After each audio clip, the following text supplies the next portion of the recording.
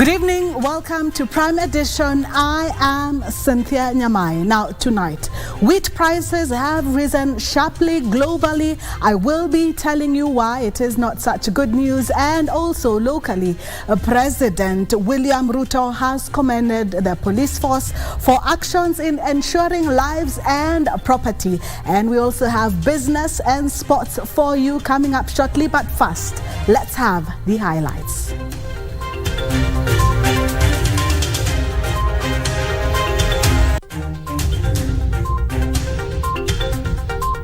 Na mimi nataka niwaambie polisi wetu hongera kwa kusimama kidete na kuhakikisha kwamba kuna amani na kuhakikisha kwamba wahalifu wote wanachukuliwa hatua. President William Ruto gives a thumbs up to the police for maintaining law and order during Azimio demonstrations.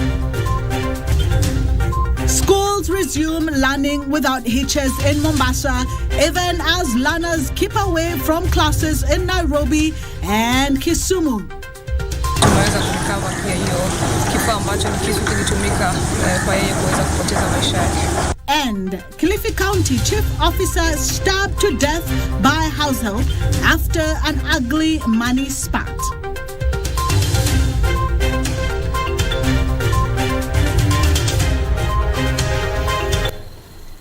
And our sign language interpreter is Lucy Mwaura.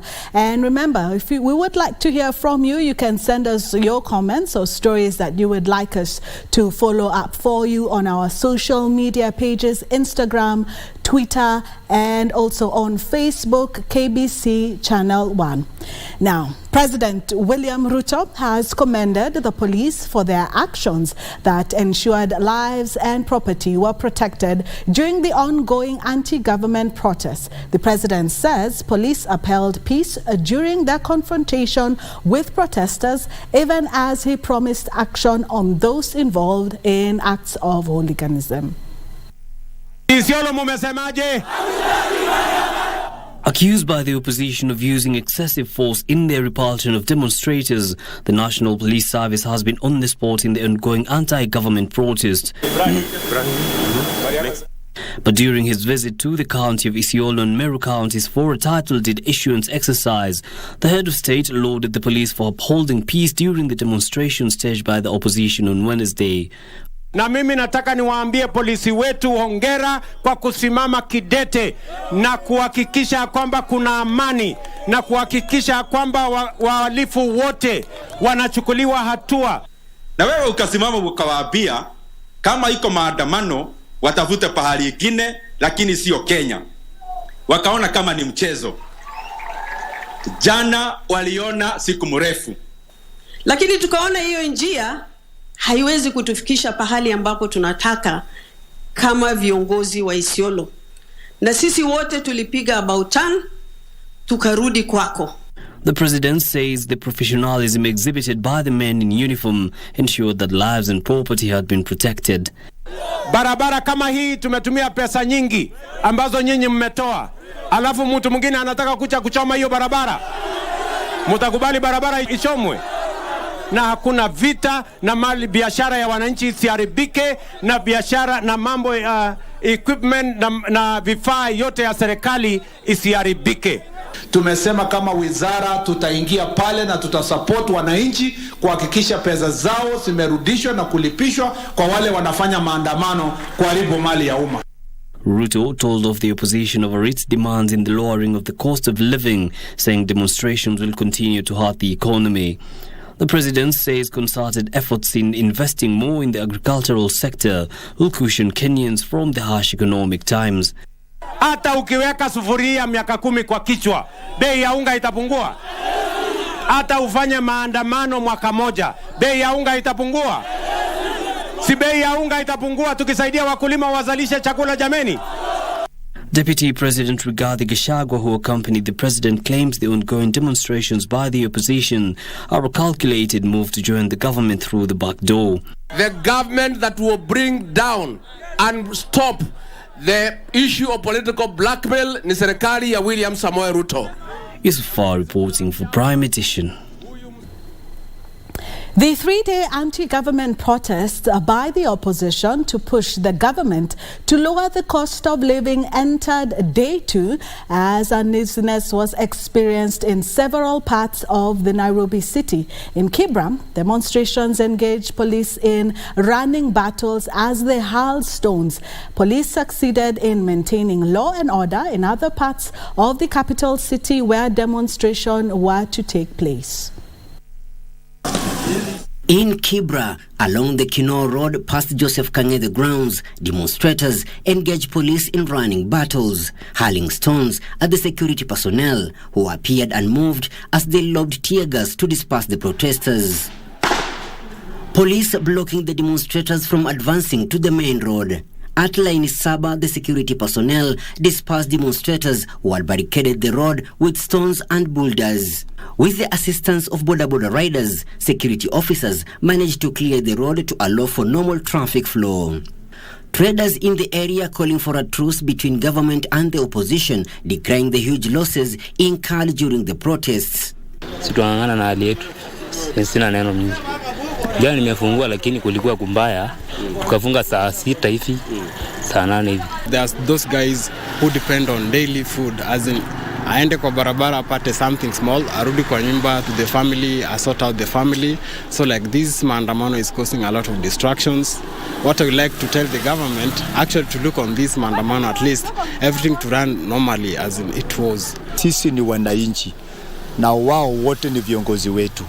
Mimi ningewaomba waangalie maslahi ya binadamu, maslahi ya wale ambao waliwapigiwa kura. Elsewhere at Kamkunji grounds, the scene was different compared to Wednesday as calm and normalcy returned to the area. A section of area residents calling on opposition chief Raila Odinga to call off the weekly protests as it was worsening the burden of the high cost of living. Kitu ya kwanza yenye tunaangalia, uchumi imepanda, bei ya unga iko juu, na maandamano hii kama sisi watu wa chini haitusaidii. Wawili sisi yenye tunaweza waambia wakae chini waongee, waache kutufuruka. Hao wenye wao hata hawajui bei ya unga, hawajui bei ya sabuni, sisi ndo tunaumia. At Jacaranda grounds in Embakasi East, the police halted planned demonstrations as they kept guard at the famous grounds. However, a nearby church is counting losses totaling to 5 million shillings after rowdy youths reportedly descended on church property, vandalizing it and made away with the valuables. Kile tungeuliza wale walifanya vitendo kama hizi ni wajue Mungu mwenyewe muumba wetu anaangalia hizi vitu na ni yeye anatuhifadhi, na inafaa kwanza waokope Mungu. As the anti-government protests entered day 2 to push the government to lower the cost of living, the security apparatus were on top of their game with regard to maintaining law and order. Michael Mondiga for Prime Edition, Nairobi. A private clinician in Migori County has been shot by unknown gunmen outside the gate of his residential house, causing fear and panic amongst residents. This as most business premises in the neighboring county of Kisumu remain closed on the second day of the opposition-led protests. At the Migori County Referral Hospital, there were 12 reported cases of residents injured on the second day of opposition-led protests. 5 people are nursing gunshot wounds, while 7 with soft tissue injuries. Among those with gunshot wounds is 35-year-old Ken Omondi, a private clinician who has a bullet lodged in his chest. All of a sudden, bado tunaongea tukaona ametoa bunduki. Tukashangaa ni nini? Na kabla sijaongea, kwa nilikuwa nimeshika msichana wangu upande wa kulia na msichana wa jirani yangu alikuwa nimeshika upande wa kushoto. Sasa wakati ameanza wewe nikarudisha watoto nyuma yangu hivi. Wakati nimerudisha watoto nyuma yangu hivi kugeuka tu kumwangalia, nikasikia ni kama kitu imenislap hapa kwa kifua. Kuangalia dakika kidogo naona natoka damu. Mika Ndoro, a nursing officer at the health facility, says they are yet to remove the bullet. He's still in the ward and undergoing medical treatment, surgical treatment in the ward. X-ray was taken, shows the lodged bullet in the chest. Meanwhile, Kisumu County was deserted as most businesses within the county remained closed. Public transportation was also paralyzed. So tunawauliza pia wafanya biashara waweze warudi kufanya biashara yao na viongozi washauri vijana yao ili wadumishe amani ili hali irudi kama kawaida. In Busia County, calm dominated day 2 of the protests. However, there was very minimal business activity. Tumeona kazi iko chini. Ni kwa sababu watu wa Busia bado wako na wasiwasi. Lakini nataka nishukuru ya kwamba kuna amani, hakuna leo mchafuko. Zaidi ya yote, naomba tu rais wetu wa Kenya pamoja na kiongozi wa upinzani waweze kukaa pamoja wakubaliane ili Kenya mzima iwe na amani. In Mombasa, a section of Azimio la Umoja One Kenya coalition supporters has accused Governor Abdul Swamad Nasir of snubbing the anti-government demonstrations. Bunge watu wote pia wametudisappoint. We don't just do a press conference alafu unaenda unakaa chini. Hawa bunge wanakuja sale maandamano imekuja wanaongea na media alafu wanaenda zao. At the same time, calmness was the order of the day. Residents urging the president to look into the high cost of living. Hali ni mbaya mtukufu rais, na haya maandamano yanasababishwa na hizi hali zilivyo. And 5 suspected protesters have been arraigned in a Kisii law court on charges of obstruction. They allegedly burnt tires along the Kisii-Kilgoris road. But the court, in its wisdom, granted the 5 accused persons 20,000 shillings each. Cash bail. The accused person, as we speak right now, are still in the cells, but the court has given them a leeway of coming out and joining the public in freedom. Doreen Arange for Prime Edition. Most schools in Nairobi remain shut to learners even after the government ordered to the resumption of learning amidst the ongoing anti-government protests. The situation was replicated in the lakeside city of Kisumu even as Mombasa recorded a promising turn out of learners in day primary and secondary schools. For the second day, classrooms remained closed in most of Nairobi as parents kept their children at home despite the government order to resume learning, assuring learners of adequate security. At Moi Avenue Primary School, only 20 learners out of the expected 600 had reported to school. The learners left hours later as the classes lacked quorum. The scenario replicated at the City Primary School where only 21 learners had reported to school, with the school management sending them back home hours later. Hakuna masomo yameendelea kwa sababu ukiangalia wanafunzi unapata wanafunzi kwa klasi moja ni wanafunzi 3, 1, 4. Sasa hata hiyo kitu imeathiri masomo sababu ijapokuwa tumeambiwa jana na waziri wa elimu ya kwamba watoto warudi shuleni. Lakini sasa hatujui kama maandamano nayo imeisha ama haijaisha. In the lakeside city of Kisumu, learners shied away from schools, seeing that Kisumu was one of the epicenters of police confrontation with protesters. Kisumu Acting County Commissioner Hussein Alaso has urged parents to release their children to attend schools as government had made necessary security arrangements. Tumemwambia wazazi waweze kurudisha watoto wao shule. Tulikuwa tumepeana directives ya kwamba shule zifunguliwe leo, na pia tunawashauri wazazi wa kwamba kuna usalama wa kutosha, wasihofie, wasiwache watoto wakae nyumbani kwa sababu ya hofu wa usalama. Kuna usalama wa kutosha, kwa hivyo tunawauliza wazazi watoto waweze kurudi shule. But in Mombasa, however, learners trooped back to school after a day of uncertainty. Learning and other school activities ran smoothly. The government on Wednesday directed the resumption of normal school schedule with no interruption. The government had directed, and I quote, "On the basis of the evaluation, it is hereby directed that all day primary and secondary schools in Nairobi, Mombasa and Kisumu counties reopen for normal school activities on July 20th, 2023. The government suspended learning on Wednesday to assess the security situation and the safety of learners. Beatrice Gatonyangetich, Prime Edition.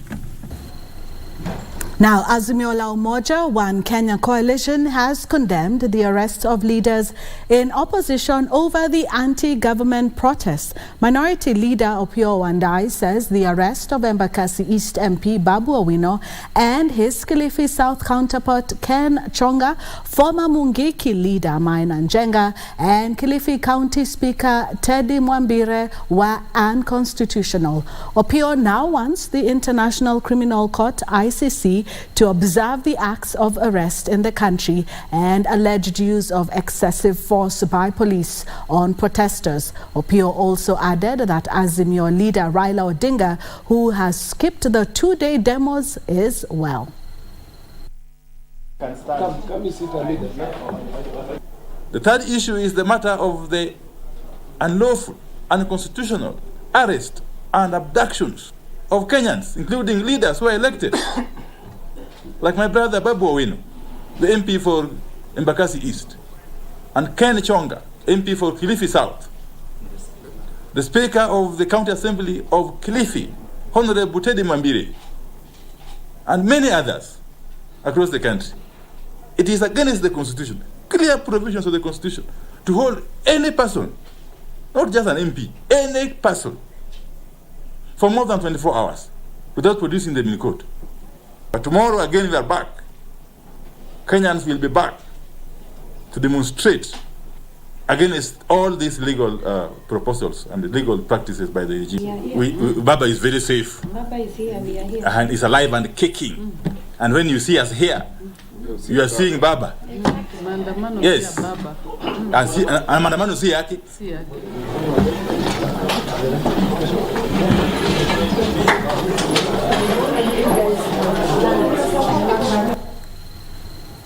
A section of Kenya Kwanza leaders want action taken against Azimio coalition top brass for the destruction of property and lives lost during the opposition-led anti-government protests in the country. The legislators from the Senate accused the opposition supremo of mobilizing the youth to cause destruction during the protests. While at parliament buildings, the Kenya Kwanza leaders also defended the police from allegation of use of excessive force on protesters.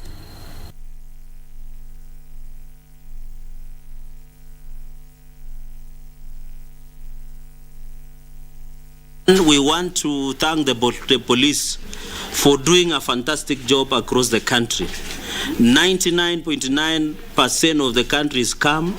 Normal working conditions across the country, except a few pockets that we have seen for the yesterday. I have had people making assertions that there are extrajudicial killings happening by the police. That is misleading the public. The instigators of violence are known, and chaos in the country and lawlessness and anarchy. You have heard the president that we will protect the country against economic saboteurs, lawlessness, anarchy, and violence against innocent Kenyans. And if we can allow even journalists to do undercover when they're investigating, we should as well use police to be undercover when they're arresting those who are breaking the laws. We will be coming for everybody, or the police will be coming for everybody who is trying to break the law. Raila Amolo Odinga and his team, whom we have not seen, by the way, for the last 2 days, but they still are asking our young Kenyans to come out to the streets, avoid what they're supposed to do, and get either maimed or killed. I want to ask the youth not to accept this abuse anymore. There are institutions in parliament. We do not know why our colleagues are not using the platforms that they have been given in parliament. Let them use the available institutions to ventilate their disputes and grievances, and we believe we should have a peaceful nation. Well, government says that normalcy has fully been restored. I will be telling you that and much more. In fact, business is coming up shortly after the break.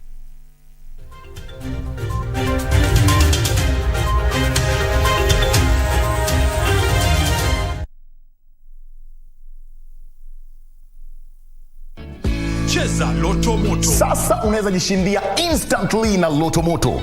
Dial star 570 hash. Wakati wowote, siku yoyote ya wiki na mahali popote. Dial star 570 hash. Kisha chagua moja kati ya games za Loto Moto. Weka stakes zako 50 shillings, 300, 500, 2,000 shillings. The bigger your stake, the greater or the bigger your prizes. Cheza mara kadhaa na kumbuka, cheza responsibly. 18 years and above. Cheza Loto Moto. The Financial Inclusion Fund, better known as the Hustler Fund, is almost celebrating 9 months since it was established. According to state statistics, about 33 billion shillings has been lent to borrowers, and the repayment rate stands at 67%.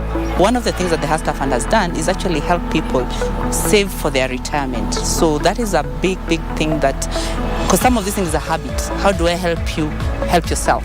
So I think the Hustler Fund is doing that by making sure that you're saving for your retirement and you're having the credit that you need to run your business. This week on Inside Government, we're talking to the Acting Chief Executive Officer of the Hustler Fund, Elizabeth Nkuku.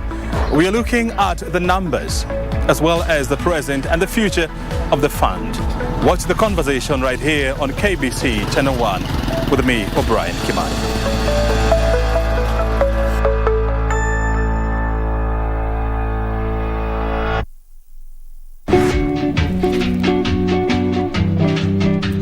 No, never. Eh? Never. Wewe nakuona ni mzee. Mbona una tabia kama za mtu haelewi nini anafanya? Hapana, nasema no. Na wewe mshtakiwa wewe. Unakubali mashtaka ama bado unakataa? No, never. Between me and this young man, who sent you? Who sent you to do you alone? Ngoja, young man ni nani? Kuna mahali wewe umetoa hata mishumari ama nyundo, nyumba sitengenezwe. Hapana, si ndio? Ngoja, shut up young boy. Wewe. Kwa nini mmevaa jacket sinaenda kuwa nini? Hii ni expensive na hii is very cheap. Why? Ukiangalia, this is real leather. This is the real weather. Yes. This is the real weather. Okay. Kuja unusia nanuka ng'ombe. Kuja usikuje.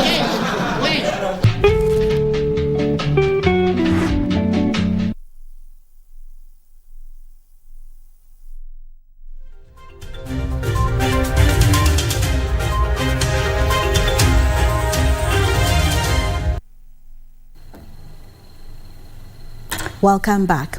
The government says normalcy has fully been restored in the country, even as opposition protests entered this second day.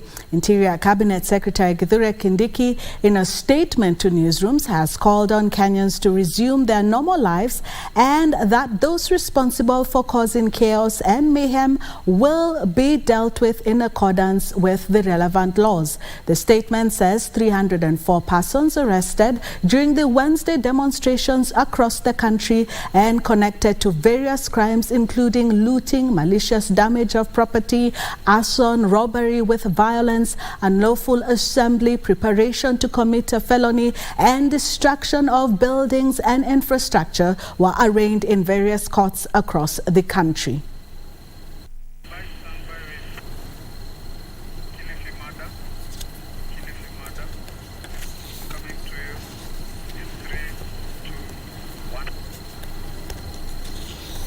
Now to some sad news. Let me take you to Kilifi, where police are looking for a domestic worker said to have stabbed her employer in Kilifi County.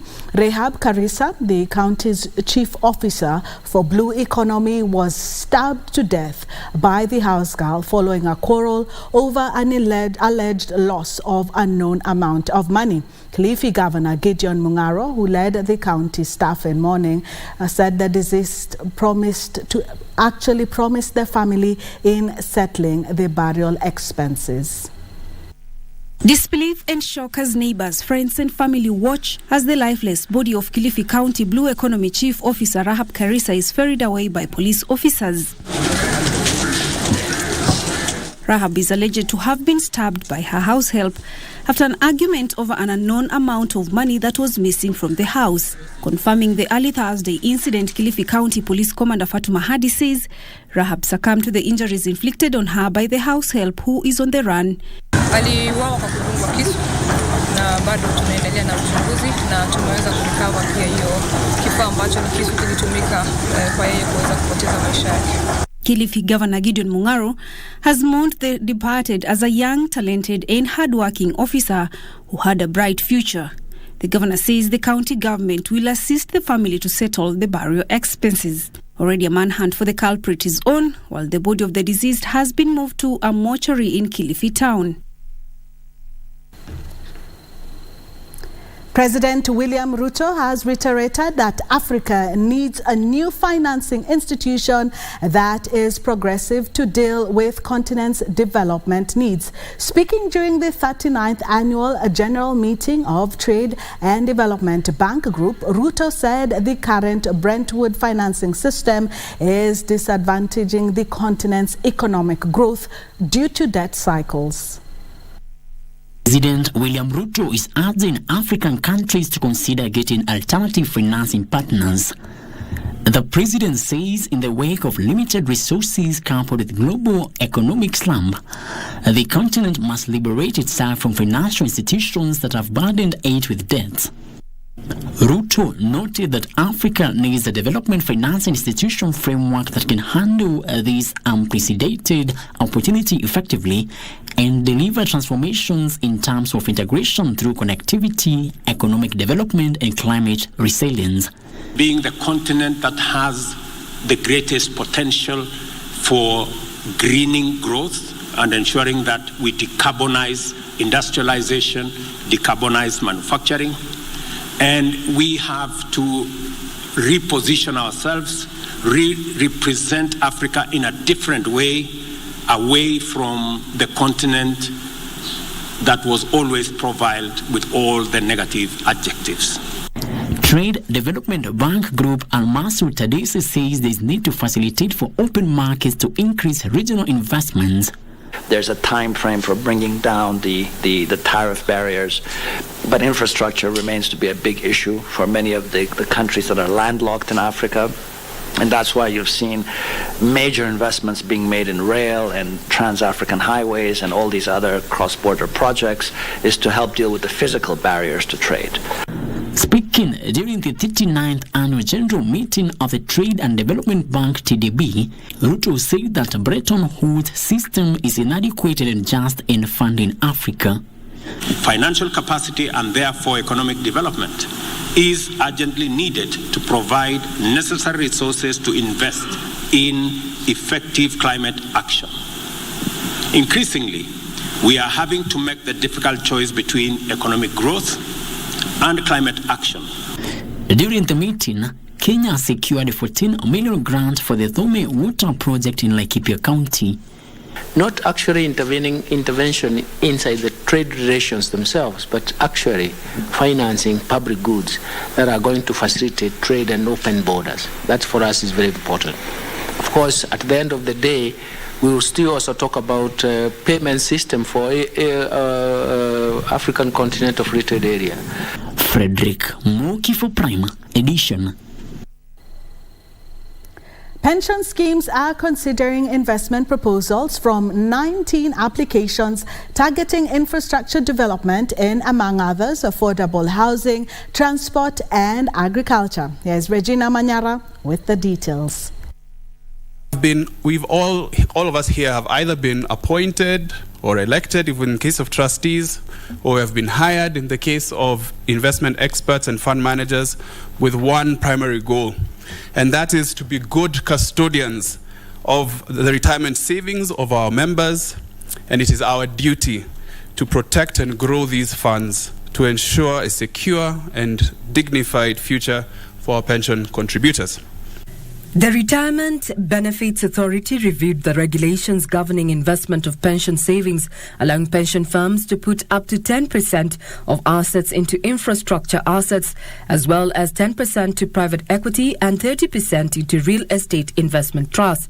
This is a breakaway from the previous regulations that offered pension funds the option of investing member savings in government securities, the capital markets, and direct property investments, leaving infrastructure investments largely untapped. Infrastructure and alternative asset investments offer pension schemes an opportunity to diversify their portfolios and reduce risk by adding an asset class with low correlation to traditional investment. These proposals, therefore, represent viable opportunities to diversify scheme investments while generating superior returns. Energy, transport, affordable housing, healthcare, agriculture, MSMEs and ICT are among sectors eyeing funding from pension schemes. The Kenya Pension Funds Investment Consortium, in conjunction with USAID, aims to mobilize at least 35 billion shillings in infrastructure assets in the near term and offer a platform for investment diversification for pension funds and core investors. Individual pension funds in Kenya do not always have capacity to venture into big-ticket infrastructure projects alone. KEPFIC offers a solution to this challenge by pulling together resources from member funds, which are then invested alongside international partners, including U.S. pension funds. The insurance industry asset hit 1 trillion shillings in the first 3 months of this year. The Insurance Regulatory Authority, that's the IRA, attributes the significant growth to the continuous economic recovery from the adverse effects of the COVID-19 pandemic. The total actionable claims from January to March this year for general liability were 140,787 claims worth 35.53 billion shillings. This was a decline in number of claims but an increase in the amount from 141,632 claims worth 35.13 billion shillings reported from October to December last year. Long-term actionable claims were 910,640 claims worth 28.19 billion shillings, an increase in number and a slight decline in the amount from 137,954 claims amounting to 29.69 billion shillings during the December quarter. Claims intimated and revived reported during the first 3 months of this year were 16,128 claims worth 3.43 billion shillings and 1.75 billion non-liability claims worth 14.71 billion shillings. Even though the number of long-term claims increased by 765.1%, the amount paid out decreased by 2.9% to 18.45 billion shillings. The report indicates that general liability claims during the first 3 months of this year were worth 2.28 billion shillings, while non-liability claims were 3.5 billion shillings. Long-term claims during the first 3 months of this year were 2,382 claims worth 169.92 million shillings. The claims payment ratio for the long-term insurance business increased to 96.2% in terms of numbers and decreased to 64.5% in terms of amounts compared to 74.4% and 65.2% during the previous quarter. Benson Druba reporting for Prime Edition. Horticulture farmers lost 72 billion shillings from April to June this year due to post-harvest losses. Fresh Produce Consortium of Kenya CEO Osigere Ojepat says most of the losses is due to poor handling of harvest and proper storage facilities, calling for more investments in the sub-sector. Post-harvest losses in the horticulture sector in the second quarter of this year are estimated at 45%. Fresh Produce Consortium of Kenya now estimates the losses from April to May to be at 72 billion shillings as the subsector continues to grapple with reduced earnings. This is attributed to, among others, poor harvesting and handling techniques, lack of infrastructure, storage facilities, inadequate market access, and lack of knowledge and awareness. Stakeholders opine that sharing knowledge, resources, and experiences will guide in finding long-lasting solutions that will arrest this crisis, adding that a wholesome handling of post-harvest losses will not only help farmers have better returns on their crops, but also prevent environmental degradation and fight food insecurity in the country. While emphasizing the need to broaden markets to reach the United States, United Kingdom, Middle East and Far East, Fresh Produce Consortium of Kenya CEO Okisegere Ojapat noted the need for the industry to comply with standards put up by each market, both private and regulatory. He said with technology and e-commerce, goods are getting to the consumers much faster, even as the industry employ value addition to address today's customer demands. The Fresh Produce Consortium of Kenya also launched Good Practices Guide for the production of avocado, peas and beans in pod, which will go a long way in maintaining high standards of production to ensure products meet set standards in the domestic market and globally. Wairi Mujenga for Prime Edition.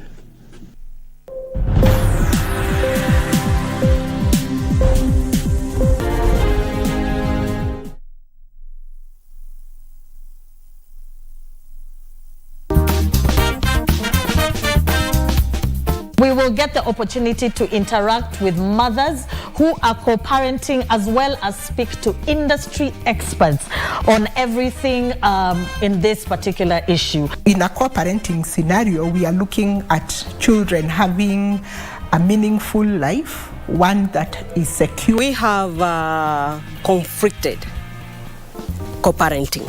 I would say for me, I'm grateful for how it's going so far. Yeah. So co-parenting, you're in a cooperative co-parenting situation? Yeah. Parental responsibility is parents have equal parental responsibility, whether they are married to each other or not.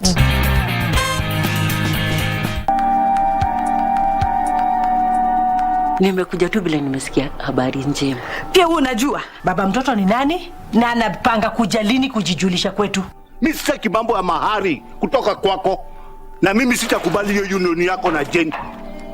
Congratulations, man. And that's it.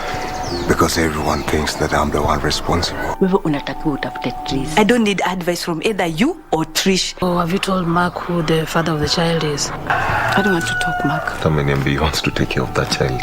You know, Mark, he just talks big. Sasa umekuwa mzazi.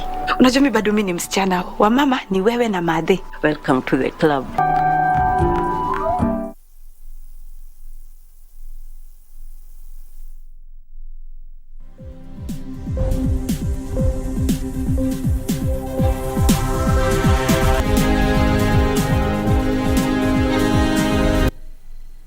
Welcome back. In the 60s, Joy Adamson, a naturalist, artist, and author, made history by raising a baby lioness nicknamed Elsa. She would later record this unique experience in a novel entitled Born Free, followed by a film in the same title. Unknown to many, this human-lioness interaction happened in the Meru National Park, which is now perhaps Kenya's best-kept safari secret, as featured on this week's Magical Scenes by Irene Muchuma Odim.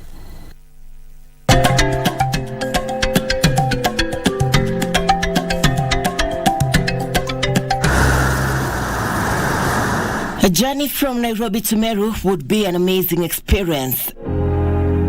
The road is well tarmacked and the scenery is undoubtedly good. Nevertheless, Meru can also be accessed from the Isiolo route. Alternatively, one can fly to this destination, one that is mainly associated with banana plantations, or if you like, matoke. Meru town is fast growing to a focal point. However, on this particular trip, Magical Scenes crew got interested in the wilderness that inspired Born Free novel and film.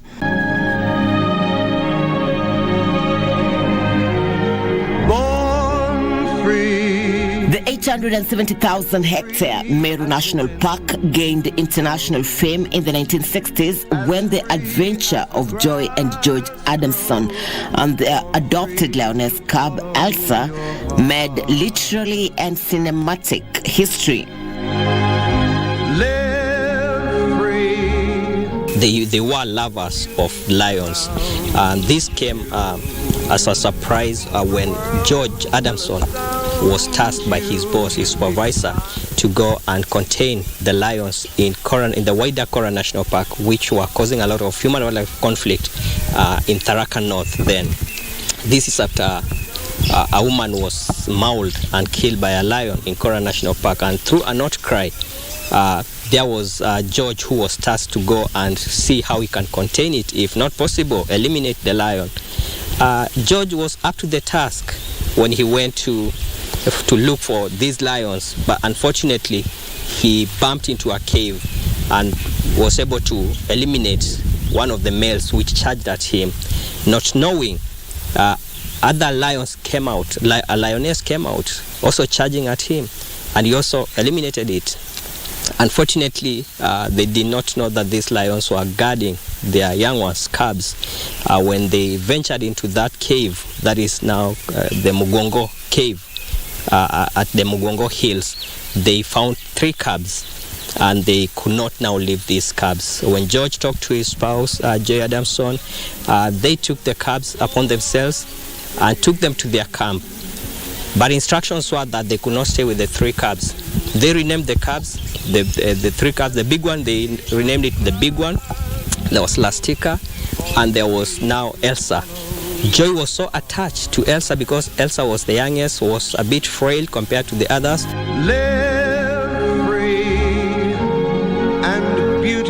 Joy documented the couple's experiences raising the little Elsa to a lioness in a series of Born Free novel. You look at a star.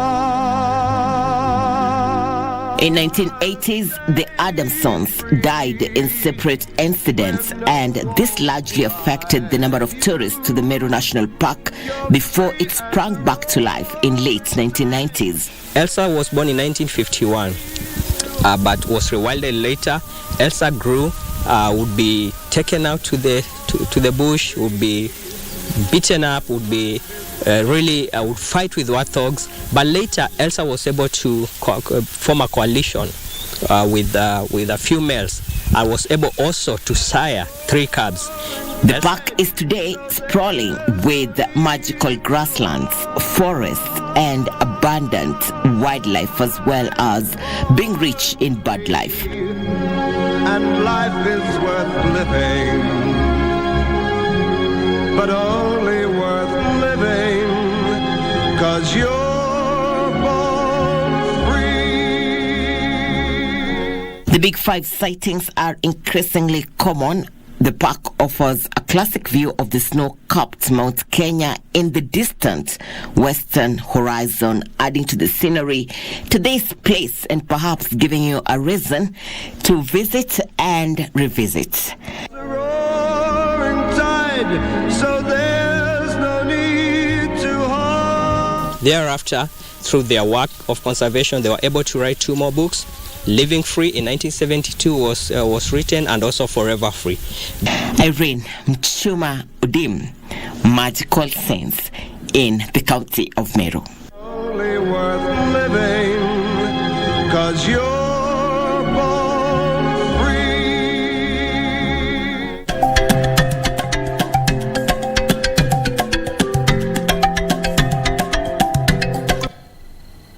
What a magical story. Now, more than ever before, more Kenyan women are daring engineering and other technical-oriented professions. All this thanks to the fact that female students are deliberately embracing industrial courses anchored in science, technology, engineering, and mathematics, otherwise known as STEM. Tonight, on Tech One, we shine some light on women involved in the manufacture of semiconductors.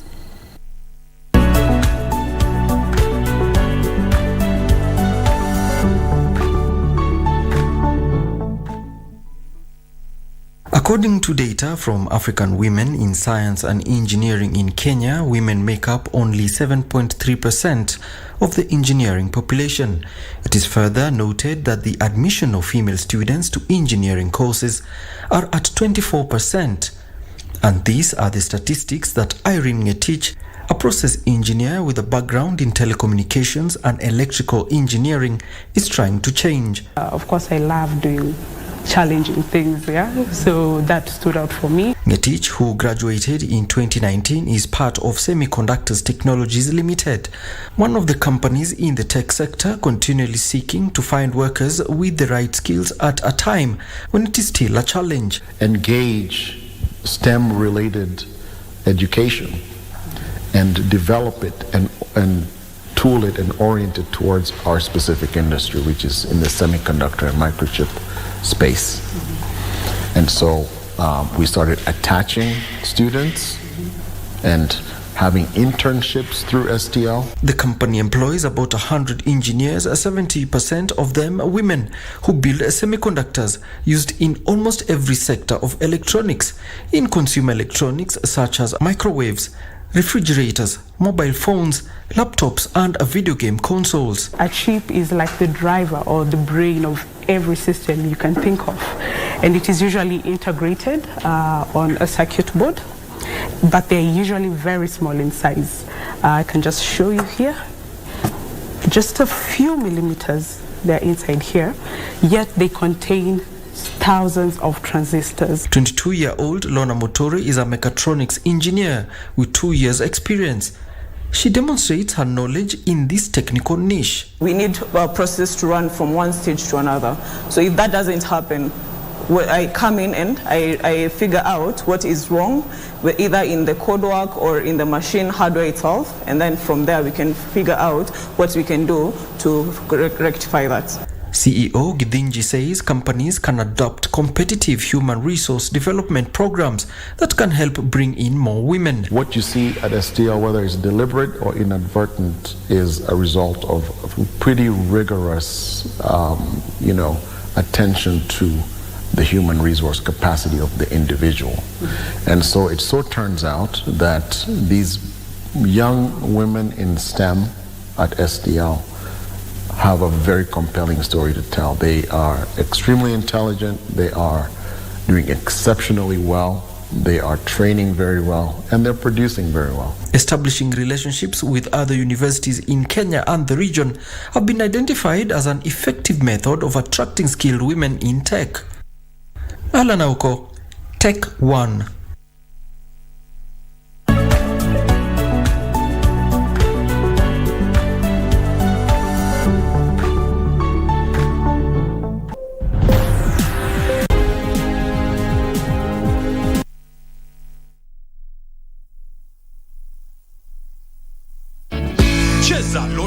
Sasa unaweza jishindia instantly na Loto Moto. Dial star 570 hash wakati wowote, siku yoyote ya wiki na mahali popote. Dial star 570 hash. Kisha chagua moja kati ya games za Loto Moto.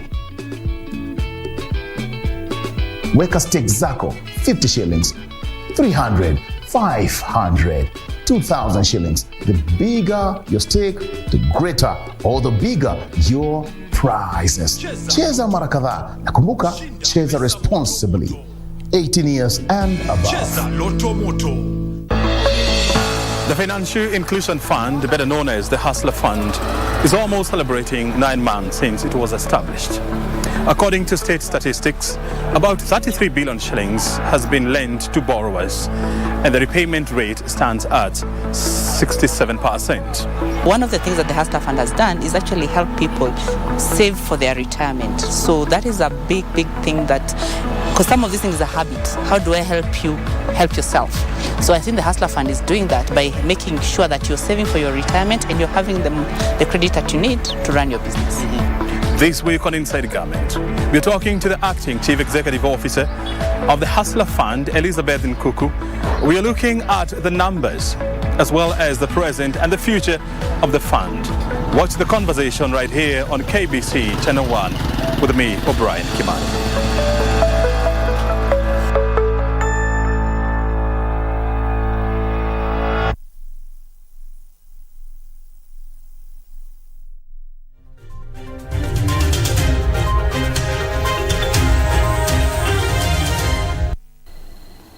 Welcome back.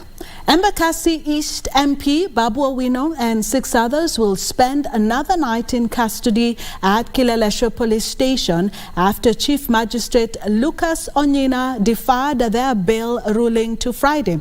Lawyers representing have accused the prosecution of disregarding the Constitution by presenting him in court past mandatory 24 hours.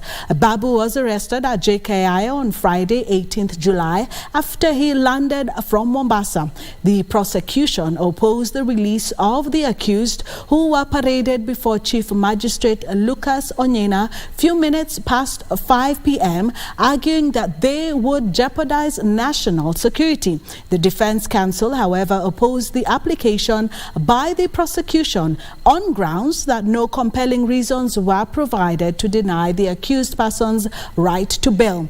Chief Magistrate Lucas Onyina has also granted permission that Babu be escorted to hospital after his lawyers said he is ailing and had been denied proper medical attention. The bail application ruling will be delivered on Friday at 9 a.m. No jurisdiction to determine the constitutionality of Section 77(1) or any section of the Penal Code. And the court must down its tools on that aspect. But the issues that we believe the court is interested in is the issue of whether there are compelling reasons. And he's avoiding that because there is no compelling reason. Your Honor, we have not said this court should declare the judge effective or unconstitutional. That is the whole issue we are raising. I realize I cannot carry the file home because you never know what might happen on the way.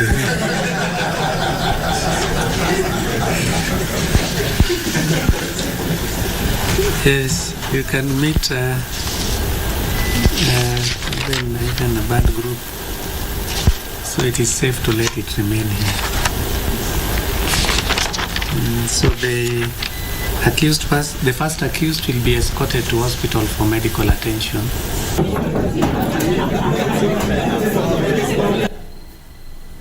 We'll be following up that story for you. Now, the USAID, through the Kenya Crops and Dairy Market Systems project, has rolled out a program aimed at supporting smallholder farmers access inputs and markets. Through a private sector-driven approach, the program employs the use of incentives, training and linkages to drive increased productivity and income for farmers. Our business editor, Betty Kiptum, spoke to the Kenya Crops and Dairy Market Systems Chief of Party, Dr. Robert Mwadime, on the impact the project is having on smallholder farmers. Watching KBC Channel 1, my name is Betty Kiptum. Now, we want to have a conversation about why the smallholder farmer needs support right now to ensure that their production increases. Over 70% of farming in Kenya and Africa is done by smallholder farmers, but of course they face quite a number of challenges. There is a lack of market access, there is also lack of information that is affecting these farmers, and of course the aging farmer, how to ensure that the young people are also incorporated into farming and agriculture at large. To have this conversation is Dr. Robert Mwadime. He is the Chief of Party at Kenya Crops and Dairy Market Systems Project of USAID. Thank you very much for joining us. Thank you very much. Karibu sana. So could you just tell us how this project came about and what it is about? So KCDMS, or Kenya Crop Dairy Market Systems Project of USAID, started in 2017. As usual, USAID makes a call and then you put yourselves in consortium and apply. So we, as RTI International, it's an American company, together with 2 Kenyan companies, we were able to come together and actually bid, and we were able to be awarded this activity. It was a 5-year activity that ran between 2017 went through all the turmoils of between 2017 up to 2022. We all know them. And then in 2022, last year, after the end of it, USAID came back to us and asked us that we could also bid, or we could also be given additional resources to run for another 1 year to be able to address new challenges that were able to come around that time of 2023. You know, there was elections, there was the Russian-Ukraine war, and it was just after the COVID, effects of COVID. And so there was a lot of disability within the economic systems, within the production systems, within the logistics systems. And so USAID asked us, okay, you guys take 1 more year, here's funds, continue doing what you've been doing very well, and reach additional farmers. Let's just talk about those 5 years first of all. What did you achieve for the farmer especially? So in the first 5 years, our main task was actually linking the farmer with markets. And by markets, we are talking about linking farmer with either the input markets. So those are things to do with all the kinds of inputs. It meant us working with the private sector, with the county governments, and with cooperatives and others to link farmers to the input market. But another task was to link farmers with the buyers, so that kind of a market, so the off-takers, the market, whether it's trade or it's export market. So that was the main thing. And we did that in 12 counties, 9 counties in the western part of Kenya, and 3 counties in SEC region, the southern eastern part of Kenya. And during that time, we dealt with 5 key value chains, or 5 key commodities. So we dealt with mangoes and did a lot of work with mangoes, especially with southern eastern Kenya. We dealt with avocado, did a lot of work with avocado, especially in western Kenya, dealt with dairy, trying to improve milk production, sales of milk production in all these counties where we did a lot of different work in area of dairy. Then we did bananas and other commodities that we were actually working with. So in the first 5 years, that was the main thing. So we worked with exporters. Now, if you ask me what was our main achievements and impacts during that time, we were able to reach around 310,000 farmers in these 12 counties. And by farmers, I mean smallholder farmers. We rarely worked with large-scale farmers. Mainly is smallholder, people with 5 acres or less, and mostly people in very remote areas. So those farmers who are smallholder in very remote areas, rarely reached by markets, rarely been able to access. We were able to include within our project a social inclusion where we made sure that women and youth, and especially young youth, had a chance to participate in our activities, because they can easily be left out. They rarely participate in agriculture, they rarely participate in markets related to agriculture, but how are we going to pull them in? But also other people who are not as privileged, orphaned children, people living with disability, widowed women. We tried to bring them in to participate in our activities. We know that for farmers in Kenya, production is still very low, even compared to other markets, production, say, per acre. What exactly did you do to ensure that this production increases, and did you see any results from that? So in the first 5 years, a lot of the work was to link them with markets, whether inputs and so on. So let's say, for instance, the productivity in dairy. Just to give an example, I can give different examples, but let's say in dairy, in these counties, they are not traditionally dairy counties. I mean, Taita Taveta, where I come from, is not a dairy county, neither is Busia. And so we worked with these counties first to improve the breeds of animals. So we worked with counties to see how do we use new technologies in breeding where would improve the genetic potential of the cow. And so we did a lot of artificial insemination in almost all these counties, working with the county.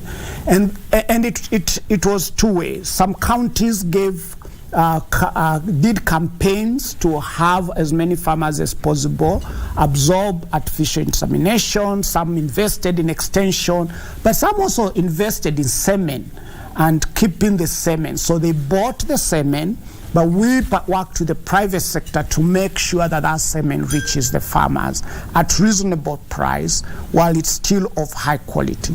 But also we worked on the nutrition of the animals. So you can get the right genetics, but does it reach its potential? So nutrition was a major aspect, the animal nutrition, making sure that they are supplemented, but also making sure that fodder is available. Remember, Kenya is a very seasonal country. There's a time when in those areas there's a lot of fodder.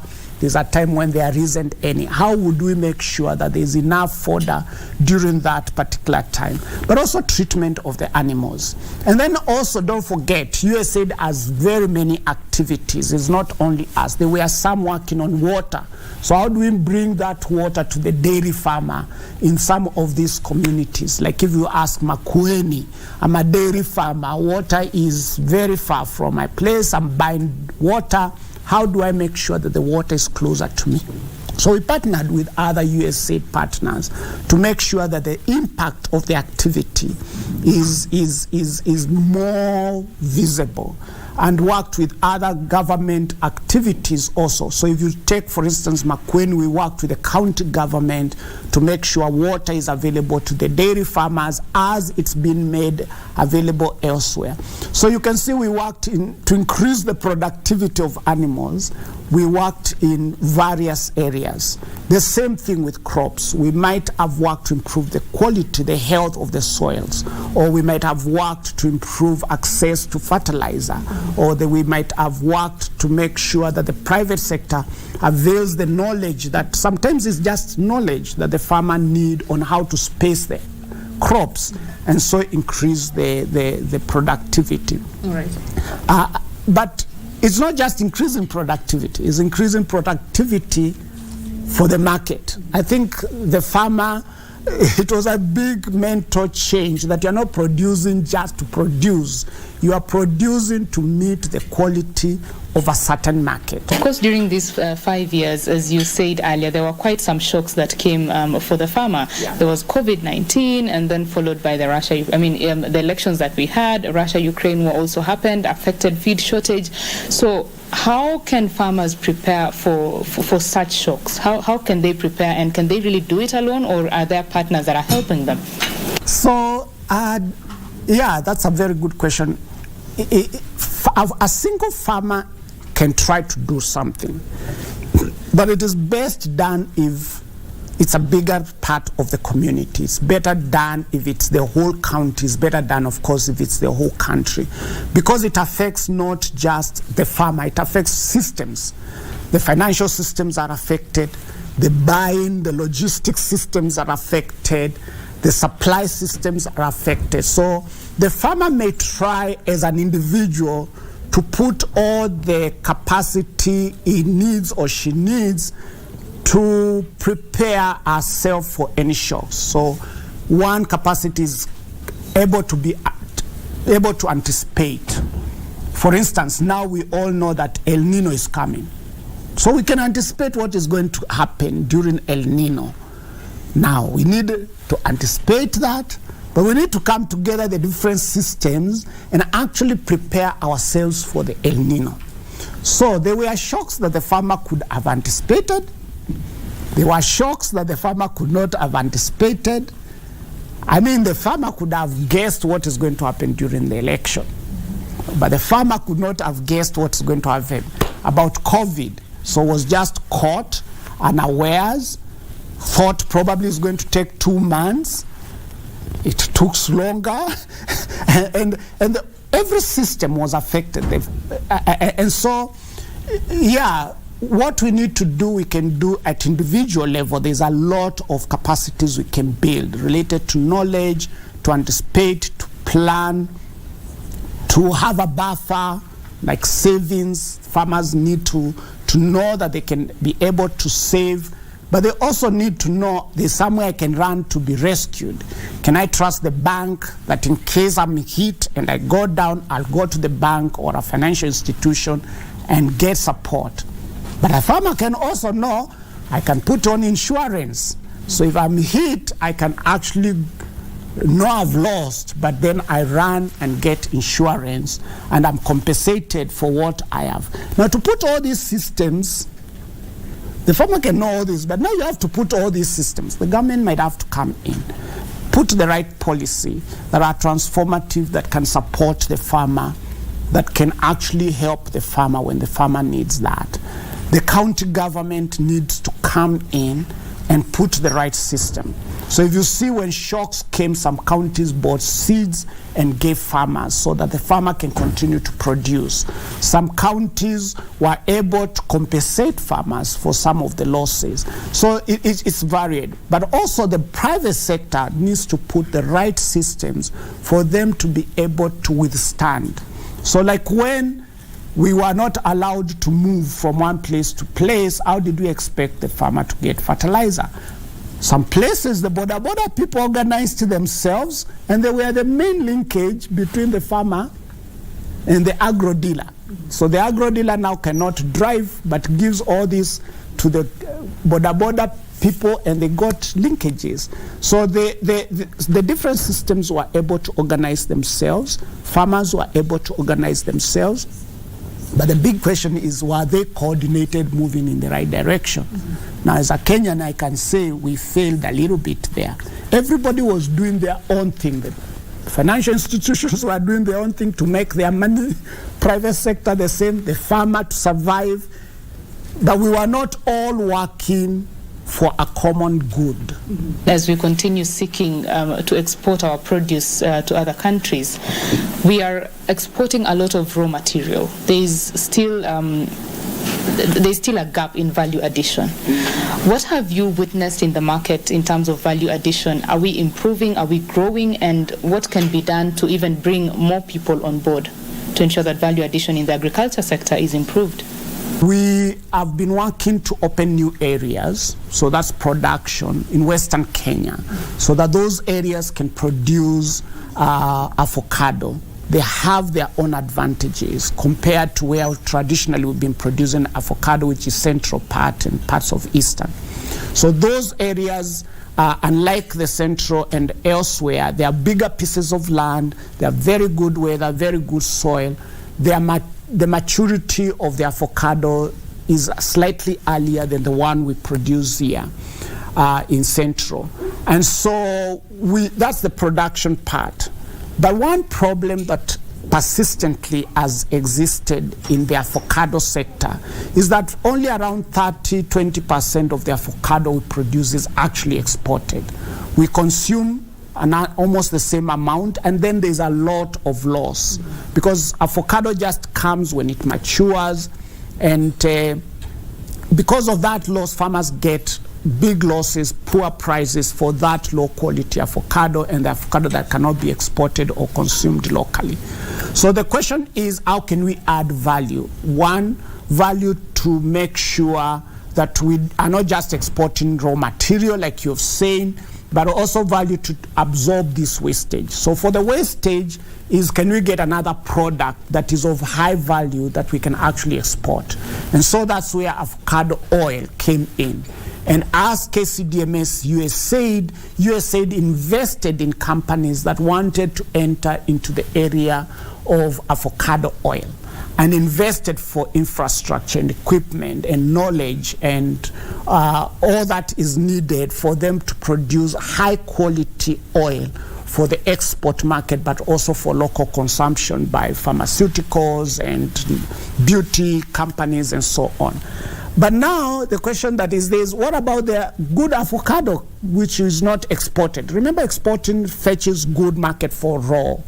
that actually for that to get any substitute for the price that you get for that avocado is difficult. But how can we diversify? So now people are moving towards frozen avocado. So there's the act of freezing adds value. I don't want to complicated technologies, but just freezing does that. There are people who are cutting avocado into pieces and freezing it and selling it ready to eat. There are people who are engaging in producing avocado powder. You can imagine. And there are people who, the products that come out in the process, they're using the waste to produce gas, which is being used for the same processing mechanism, or that can also be used and sold. So we're encouraging diversification. So what USAID is doing is, can we help companies in product development? So we go to a company and ask them, okay, let's develop a new product. And because you don't want to invest in it, we can co-invest in it together. And you find USAID co-invests in that kind of a thing, product development. Because in Kenya, if I develop a product, and I pay for it as a company, tomorrow everybody is doing it. So why did I pay for it? So that's why we need development partners to invest. And that's where USAID has decided we can co-invest with you in those things that might not benefit you alone, but may benefit other people, and especially in product development. Could you give us your closing remarks? What does the future look like for the smallholder farmer? Two things I think I can say is, as Kenyans, first of all, we as increasingly we start producing also for the market, and especially the export market, I would say we need to move from just producing, but be knowing that we are not just producing for ourselves, we are producing for the world. And be proud of it. And when you, as a farmer of mangoes, you're producing, look at that mango and say, this mango I'm producing for the world, not just for myself. That way, you'll invest in that mango, you will actually give it the best, because you know the world is depending on me to produce this apple banana. Nobody else produces the apple banana. The government will invest in that. The county will invest in that, because they know we are producing for the world. Whether it is mango, avocado, whatever we are producing, even coffee, let's produce for the world, and let's be proud as Kenyans we are producing for the world. The second thing is, this world is changing. We cannot continue doing what we did yesterday and expect different results. We just have to do it differently. Whether it's climate change, the way we handle our politics, the way we do everything, everything is changing. The way we eat is changing. What we want to eat, we have a new generation of people who don't want to eat like their grandfather or grandmother. So we must also change the way we produce. And I think that's where the private sector must be very key, because private sector are very good in noticing the small changes that are happening and quickly adjusting themselves to provide for those changes. And I think that's the direction to go, is to look at them, support them, to identify those changes and be able to move with them. And lastly, can we reduce the cost of production? This country is known to be the most expensive in production. We cannot compete with Tanzania, with Zambia. Wherever you go, even farther you go, their maize still enters this country cheaper. Their sugar enters this country cheaper. Everything of theirs enters this country cheaper. Our avocado will not compete in 2 years if we continue the same cost of production. The government must come in and support farmers to reduce the cost of production. Okay. Thank you very much for speaking with us. I think that's a great way to end the conversation. Increasing production, reducing the cost of production for starters, and of course farmers being proud of what they do. Thank you very much for speaking with us. I have been speaking with Dr. Robert Mwadime. He is the Chief of Party of Kenya Crops and Dairy Market Systems Project of USAID. We have talked about how the project is supporting smallholder farmers to increase their production and also linking them with markets to ensure that they get the right pay for what they have produced. My name is Betty Kiptum. Do continue enjoying KBC Channel 1. Bye-bye.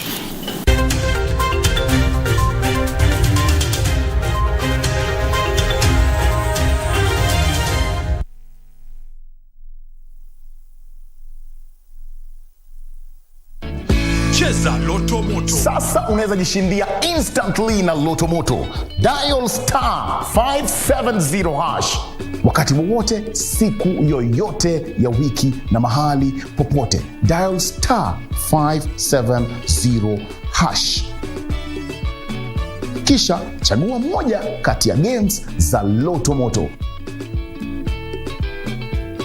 Weka stake zako 50 shillings, 300, 500, 2,000 shillings. The bigger your stake, the greater or the bigger your prizes. Cheza mara kadhaa na kumbuka, cheza responsibly. 18 years and above. Cheza Loto Moto. I can bet you that they're running up and down trying to